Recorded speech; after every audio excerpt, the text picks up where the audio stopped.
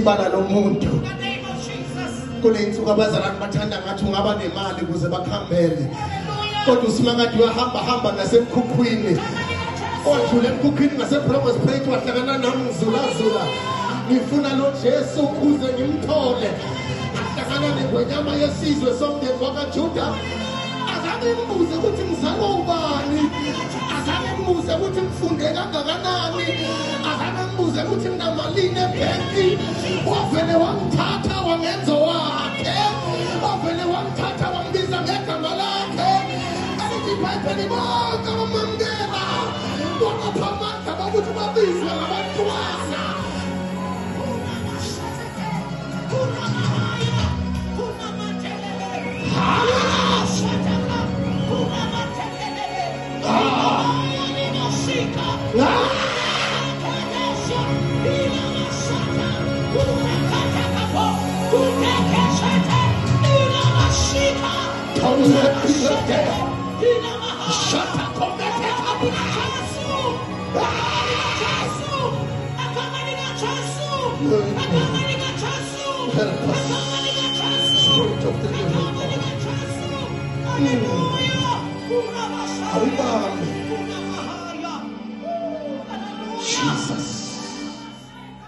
Jesus.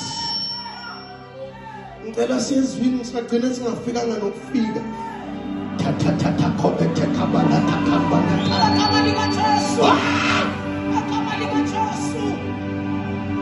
Awufundele fe uphethe iBhayibheli. Awufundele sisife Acts chapter number 2. Ufunde verse number 1 and 2 phela. Siyabonga moya ingcwele. Ukhona la. Izenzo chapter 2 verse 1. Yeah. Kwathi sekufike usuku lwePentecost. Yes. Bonke babebuthene ndawonye. Funda.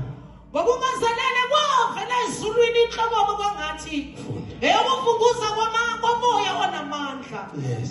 Yona yagcwalisa indlu yonke ababehlezi kuyo. Kwase kubonakala kuba izililo ezahlukeneyo kungathi ezomlilo zahlala phansi kwabo. Kwayilawo nalowo kubo base bebona bonke umoya ogcwele.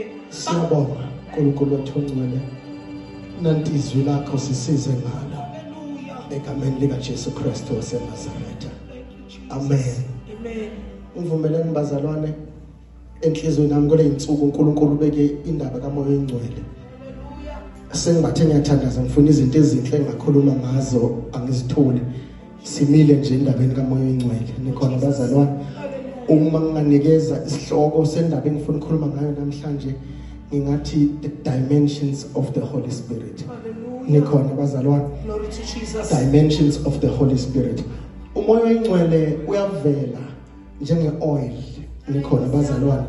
Umoya oyingcwele akasiyi oil kodwa i-dimension umoya oyingcwele avela ngayo.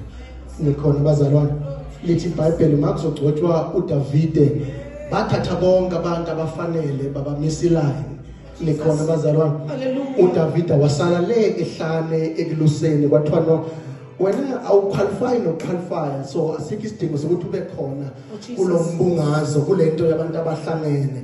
Usimakade kunayo itendency ukuthi alinde abantu baqede bahlanganise benze into abayenzayo bakhethane bodwa ngokuthi ubani unemali ubani ofundile ubani ohlala eTatsburg ubani ohlala eDeljudo abahlala emkhukhwini nakuma RDP babekele ngaphandle. Izulu liyathanda ukuma kancane lilinda abantu bakhethe baqede bese mase baqedile ukukhetha bese usimakade uyeza uzoyikhethela ngokuthanda kwakhe babeke igora lana. Sisifile babeka igora nabantu abathembisayo abade abaneyifuba neyikhwepha na uma babheka uyathemba ukuthi angempela. Lithi iBhayibheli makuvela oqala uSamuel wambheka wathi no impela lona nguye ogqotshiwe kaSimakade. Lathi izulu ngemkhethanga siyambongela unemoto enhle kodwa ngemkhethanga. Siyambongela uhlala eTatsburg kodwa ngemkhethanga. Siyambongela uyimillionaire kodwa ngemkhethanga. Siyambongela udokotela bonke abantu makavela bamkhothamela kodwa mina Simakade ngemkhethanga. Siyambongela isingisi sakhe sihle usikhuluma ngeKing James Bible athi praise God hallelujah kodwa izulu lithi ngemkhethanga. Yena uyaqualifya neyikhwepha zakhe ziyaqualifya kodwa uSimakade uthi angimkhethanga ngoba uSimakade akakhethi njengabantu uSimakade akabheki njengabavangeli uSimakade akabheki njengabaprofethi uSimakade uhlola inhliziyo yakhe siyafana unikela ngama-10,000 esontweni kodwa injani inhliziyo yakho siyabona ufunde kakhulu bonke abantu bakuhlonipha kodwa injani inhliziyo yakho